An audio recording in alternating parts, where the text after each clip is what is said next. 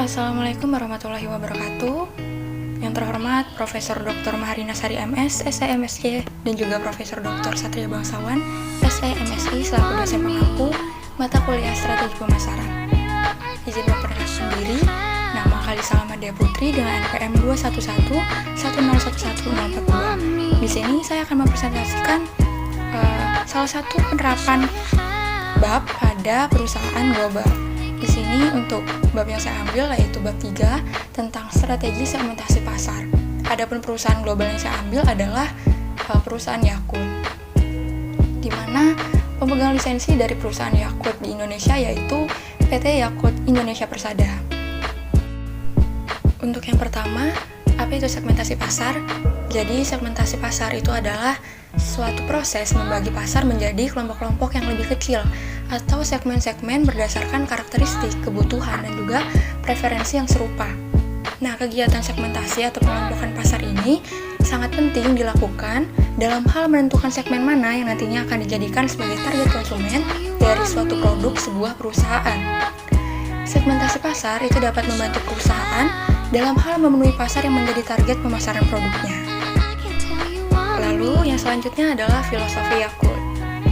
Nah, Yakult ini memiliki filosofi yaitu memberikan kontribusi pada kesehatan dan juga kebahagiaan masyarakat dunia dengan memacu keunggulan dalam ilmu kehidupan secara umum dan penelitian serta pengalaman terutama dalam bidang mikroorganisme.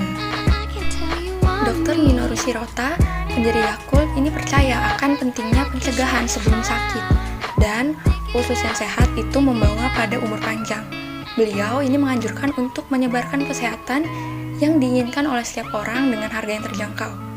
Nah, ide-ide dari Dr. Shirota ini disebut sebagai Shirotaisme dan menjadi dasar bagi kegiatan usaha Yakult. Kemudian yang selanjutnya adalah PT Yakult Indonesia Persada. PT Yakult Indonesia Persada ini berdiri sejak tahun 1991 di Indonesia sebagai pemegang lisensi dari Yakult Honsai Ltd di Jepang. Bersama dengan perusahaan Yakult yang ada di seluruh dunia, Yakult Indonesia ini berusaha untuk mewujudkan keluarga yang sehat dan bahagia. Perusahaan ini memproduksi minuman probiotik yang dikenal sebagai minuman dengan bakteri baik untuk pencernaan. Yakult atau Yakuruto ini adalah minuman probiotik mirip yogurt yang dibuat dengan fermentasi skimmed milk dan juga gula dengan bakteri Lactobacillus casei shirota strain. Karena bakteri ini dapat ditemui dalam sistem pencernaan, Yakult dipromosikan sebagai minuman yang baik untuk kesehatan. Minuman yang mengandung bakteri baik yang bermanfaat untuk menekan pertumbuhan bakteri jahat. Lalu, bagaimana strategi segmentasi pasar yang dilakukan oleh PT Yakult Indonesia Persada? Berikut ini adalah segmentasi pasar yang dilakukan oleh PT Yakult Indonesia Persada. Yang pertama itu ada segmentasi geografis. Nah, segmentasi geografis ini adalah pengelompokan konsumen yang dibagi atas wilayah, ukuran kota, kepadatan penduduk, iklim, dan juga keadaan topografis. Nah, produk Yakult ini lebih cocok dipasarkan di daerah kota besar atau kota industri daripada daerah pedesaan. Mengapa demikian? Alasannya adalah yang pertama, di daerah kota itu banyak terdapat pencemaran zat-zat kimia pada makanan. Oleh karena itu, Yakult ini cocok untuk menetralisir racun yang ada di dalam tubuh. Kemudian, yang kedua itu konsumen di daerah kota biasanya ingin mendapatkan produk yang enak, mudah didapat dan juga menyehatkan. Dan yang ketiga itu konsumen di daerah desa biasanya lebih cenderung kepada obat-obatan yang menggunakan bahan-bahan rempah atau obat tradisional. Sehingga Yakult ini lebih cocok dipasarkan pada daerah-daerah perkotaan. Kemudian yang selanjutnya adalah segmentasi demografis. Nah, segmentasi demografis ini adalah segmentasi yang mengelompokkan konsumen berdasarkan usia, jenis kelamin, pekerjaan, penghasilan, agama, ras, kewarganegaraan, pendidikan, dan lain-lain.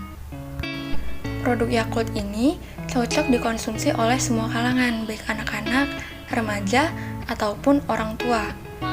Alasannya, yang pertama, produk Yakult ini dapat mencegah gangguan pencernaan, dapat mengurangi racun dalam usus, dan juga meningkatkan daya tahan tubuh. Kemudian, konsumen itu membeli produk Yakult ingin mendapatkan kesehatan dari produk tersebut. Dan yang terakhir, dengan mengkonsumsi Yakult setiap hari, itu artinya sekurang-kurangnya terdapat 6,5 miliar bakteri baik yang hidup di dalam usus kita. Nah, bakteri ini baik untuk pencernaan manusia. Kemudian segmentasi yang terakhir yang dilakukan oleh PT Yakult Indonesia Persada adalah segmentasi psikografis. Nah, segmentasi psikografis ini adalah pengelompokan konsumen berdasarkan dengan gaya hidup atau lifestyle maupun kepribadian konsumen itu sendiri. Nah, produk Yakult ini mengikuti gaya hidup masyarakat dengan mengelompokkan pelanggan, apakah modern ataupun tradisional, dengan melihat aktivitas, kesenangan, dan juga lingkungan di mana konsumen tersebut berada. Nah, konsumen yang memiliki kepribadian simple itu akan lebih memilih produk ini, karena produk Yakult ini lebih efektif dikonsumsi karena kemasannya itu terbuat dari botol plastik yang ringan, aman, dan mudah didaur ulang, serta mudah dibawa kemana-mana. Alasannya, yang pertama, konsumen itu lebih suka mengkonsumsi Yakult karena harganya yang relatif, kemasannya yang higienis, dan juga mencukupi kebutuhan. Yang kedua, saat konsumen sedang melakukan berbagai aktivitas, dapat kapan saja mengkonsumsi produk Yakult. Dan yang terakhir, produk Yakult ini memiliki kemasan yang kecil, sehingga konsumen itu mudah membawa produk Yakult ini kemana-mana. Kemudian kesimpulannya adalah strategi segmentasi pasar itu merupakan suatu strategi penting yang harus dilakukan perusahaan dalam hal pemasaran produk. Dengan melakukan segmentasi pasar, sebuah perusahaan itu dapat menjalankan kegiatan pemasarannya dengan lebih terarah, serta menjadikan sumber daya perusahaan dapat digunakan secara efektif dan juga efisien. Segmentasi juga menjadikan perusahaan itu mengetahui target konsumen mana yang akan mereka tuju dalam hal memasarkan produknya. Sekian presentasi dari saya terkait penerapan salah satu bab pada perusahaan global.